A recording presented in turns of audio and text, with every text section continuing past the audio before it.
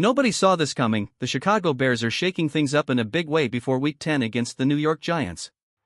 2 new signings, a surprising release, a new punter, and some tough injury news, all hitting right before kickoff.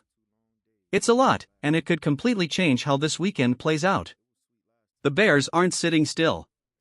They're making moves that could shift the balance of power in the NFC North. If they can pull off a win this Sunday and get a little help from a few other teams, Chicago might just find themselves sitting on top of the division. That's how close things are right now. Before listening to the latest news, make sure to subscribe to the channel, like the video, and don't forget to press the bell icon. Let's move on to the new news. Now, here's what's happening inside Halas Hall. The Bears have officially elevated tight end Stephen Carlson from the practice squad for Sunday's game against the Giants. They've also signed linebacker Carl Jones Jr. to the practice squad and released veteran wide receiver Miles Boykin. These moves might sound routine, but they're smarter than they look. Let's start with Carlson. The weather in Chicago this weekend is going to be rough, windy, and cold. That means one thing: ground game. Carlson can line up as a fullback, giving the Bears an extra blocker when they lean heavily on their running backs. And with the Giants having one of the league's worst run defenses, this could be the perfect setup for Chicago to pound the ball and control the game. As for Carl Jones Jr., he brings versatility and energy to special teams and depth at linebacker, a solid insurance piece, especially if something happens to TJ Edwards. The Bears are making sure every position is ready for battle. And with the NFC North so tight, every smart move matters. Stay with me, the next part gets even more interesting. The Bears clearly had to make room on their roster, and this time, it came at the cost of veteran receiver Miles Boykin. He's been around the league, a steady presence, but Chicago's wide receiver room is already crowded. The Bears needed flexibility, and that's where Carl Jones Jr. comes in. He fills a much greater need for depth on defense and special teams. Still, best of luck to Boykin. He's a hard worker and respected by teammates everywhere he's been. Now, let's talk about Stephen Carlson, the big man who can do it all. Standing at 6 feet 4 inches and weighing 248 pounds, he's technically listed as a tight end, but he's tough enough to line up as a fullback when needed. With the forecast calling for rough weather in Chicago this Sunday, Carlson's role could become crucial. When the wind is cutting through Soldier Field and the game turns into a ground battle, guys like him make all the difference. Carlson isn't new to this team either. He's been around the Bears for a while, known in the locker room as a dependable and well-liked teammate. Originally undrafted out of Princeton, he's built his NFL career the hard way, with grit and consistency.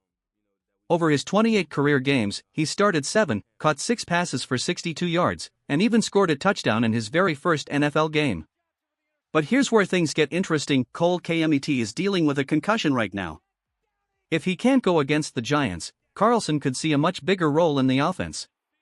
That would put him alongside Cole Turner, coming off that big game against Cincinnati, and Tanner Smith, who's mostly been used for blocking.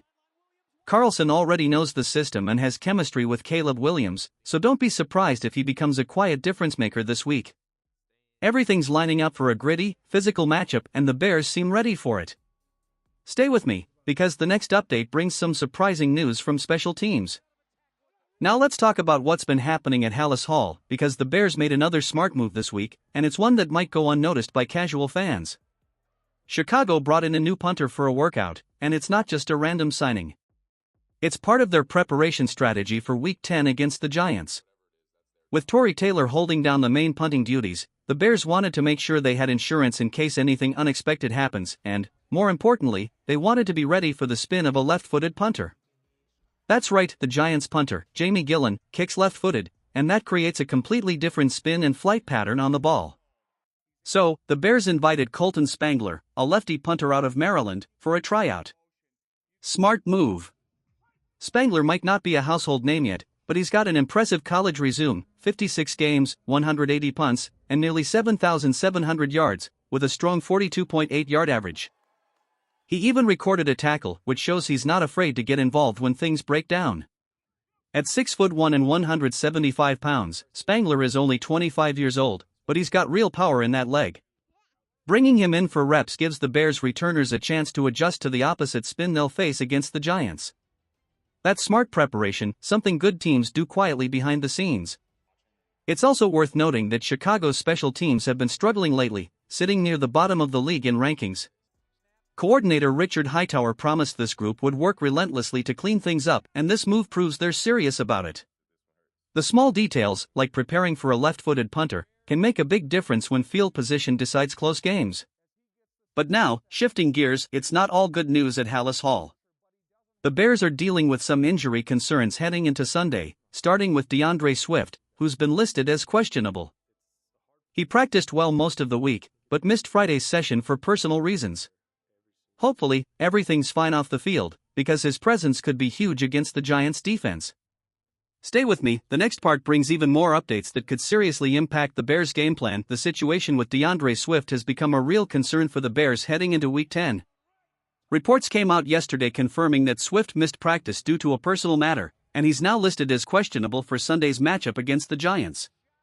Remember, he already sat out last week with a groin injury, and during that absence, Kyle Monangai exploded for nearly 200 total yards. That performance gave Chicago's run game a huge spark, but if Swift can't suit up again, the team's backfield depth will be tested once more. The Giants might have one of the league's best pass rush units, but when it comes to stopping the run, they rank near the bottom 31st in the NFL. That's a glaring weakness, and the Bears would love to take advantage of it. The only problem? The weather might have other plans. Chicago is expecting heavy snow at Soldier Field, anywhere from 1 inch to an unbelievable 15. Nobody really knows what to expect, but one thing's certain, it's going to be messy. Passing the ball will be tough, footing will be tricky, and drops could become a major issue. That's why calling up Stephen Carlson makes even more sense now. If Swift can't go, we could see the Bears mix in fullback formations, with Roscoe Johnson and Travis Homer backing up Monangai in what could turn into an old-school, ground-and-pound game. Hopefully, everything is fine for Swift. He's been a key part of this offense, and the entire locker room is pulling for him. Now, shifting to another big storyline, and it's not a pleasant one. The Bears' offensive line is about to face its toughest challenge of the season. The New York Giants' pass rush has quietly become one of the most dangerous units in football. According to NFL insider Alex Wilson, the trio of Brian Burns, Kayvon Thibodeaux, and Carter has already combined for 87 quarterback pressures this season. That's nearly 10 per game, an elite level of disruption. Burns alone has racked up 11 sacks and 5 tackles for loss, putting him on pace to chase historic numbers. This means Chicago's offensive line will need to be at its absolute best. Every block, every protection call, every snap will matter. It's going to be a brutal test in the trenches, and how the Bears handle that pressure could decide everything about Sunday's outcome. Stay with me, because the next update will show how this challenge could reshape the Bears' entire game plan. The Giants' defensive front is no joke, and the Bears' offensive line knows it. Let's start with Kayvon Thibodeaux, explosive, relentless, and always a threat to get into the backfield. He's already got 2.5 sacks this season, along with 5 tackles for loss, and his first step off the edge is lightning quick. Then there's Elijah Garcia, who may not have eye-popping stats yet, but he's the kind of interior lineman who clogs lanes and creates chaos for running backs. And don't forget Abdul Carter, the former Penn State standout, just 1 sack and 1 tackle for loss so far, but he's constantly generating pressure that forces bad throws and broken plays. For the Bears, the matchup everyone's watching is Theo Benedict against Brian Burns, and let's be honest, that's going to be a battle. Burns is a nightmare for any tackle to contain, and Benedict will have to be flawless in both technique and timing. Expect Joe Thuney to lend a hand in protection, especially on key downs. Despite the tough matchup, this Bears offensive line has quietly been one of the most dependable units in football this season. Through 9 weeks, they've allowed only 5 sacks and 5 quarterback hits, impressive numbers in today's league. Still, discipline remains an issue. Benedict has already been flagged 7 times this year, with penalties also piling up across the line: 1 for Thuney, 1 for Dolman, 4 for Jackson, and 6 for Wright. Against a defense like New York's, those pre-snap mistakes can't happen.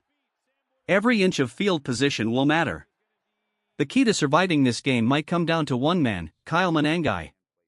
He's been electric, fresh off a monster performance against the Bengals where he rushed for 176 yards on 26 carries, nearly 7 yards per attempt, and piled up 198 total yards of offense. Even without a touchdown, his impact was massive. And really, that's been the story of this Bears offense lately. They've caught fire. 4th in total yards per game with 378, 10th in passing with 234, and 2nd in rushing across the entire NFL, a massive turnaround from earlier this season, when they ranked near the bottom. Now they're averaging 25.3 points per game, sitting comfortably inside the top 10. To keep that momentum alive, the offensive line must deliver another big performance and hold strong against one of the fiercest pass rushes in football. If they can win the battle up front, the Bears have a real shot to dominate this snowy, unpredictable game in Chicago. Stay with me, because the final update could change everything you expect for Week 10.